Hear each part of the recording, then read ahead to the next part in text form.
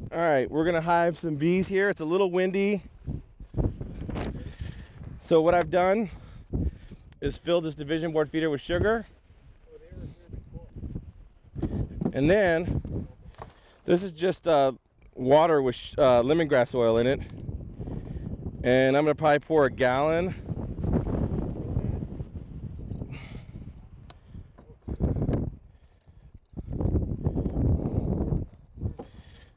Then we're gonna take my stick and just kind of stir it around. And what we're trying to go for is to turn into a sludge. It doesn't have to be super wet. This one's not gonna be quite as sludgy because there was a little leftover sugar from earlier. And then this is a stick I'm gonna put in here. It just floats in there to help keep the bees from drowning. You don't need it as much with the sludge, but what we're trying to do is get it to look kind of like this, like a sludge.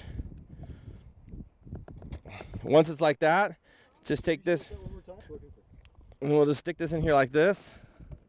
Oops.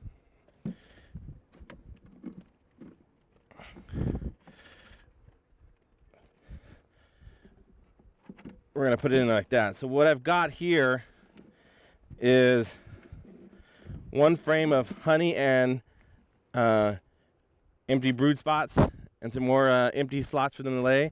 If you don't have old frames, then you can use your brand new drawn frames. And then we're gonna put the division board feeder and then another frame of nothing but open brood spots. Again, if you don't have that, you can just use a brand new frame.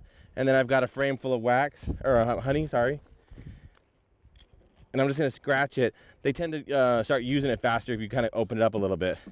And I'm gonna stick that in there. And what we're gonna do is put the queen right here.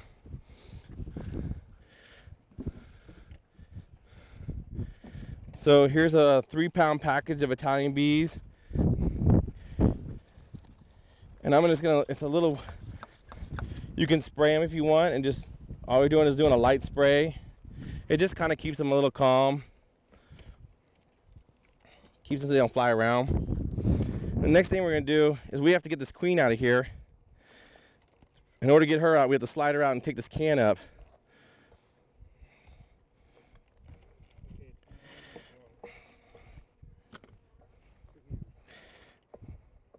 Sometimes these cans are really stuck in there and you might need your hive tool to get them to pry out.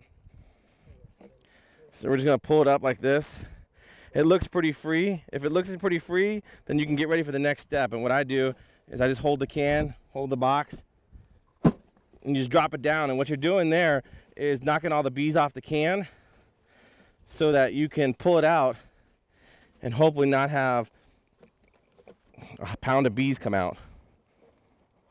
And you pull it out and looks like we did it with only 2 coming out. So then the next thing you're gonna do is check to make sure the queen is alive and doing well. These are her attendants. We'll just stick them in the box. And you can see queen's in there and she's walking back and forth and alive and well. Then what we're gonna do is take this cork out. There's a cork in there so she can't get out. And we're gonna take that out. And sometimes you can pry it out with a knife, sometimes you can just pull it out. This one looks like I'll be able to pull it out. And you just want to make sure she's looking the other direction or walking the other direction. She can't sting you, so as soon as she walks the other direction, you just pull the cork out, put your finger over it. Then once you've got your finger out of it, or finger over the hole, you get your marshmallow. Bring extras, because you never know when you're going to drop one. And then when she's looking the other direction, you just stick that marshmallow and just shove it in there. Try to make it so it covers the whole hole. And then now she's in there with that marshmallow candy, and then it'll take about a day to 3 days for them to eat through that marshmallow and release her. Then what we're gonna do is I'm not quite ready for her, so I'm gonna put her in my pocket right here so it stays warm.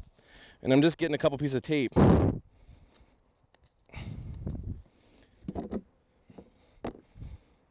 we're gonna take the queen out, and you wanna face it so the hole's facing down, and you want the screen either be facing this way or this way, and you're gonna set it right between the frames, kind of squish it on there and then bend that over like that. Take your tape.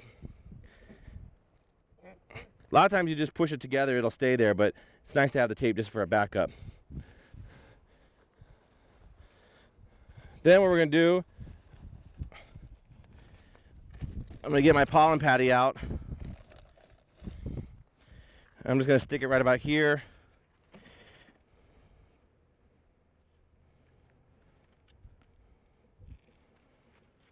Peel that back like that so they get access to it. And then we're ready to put these bees in there.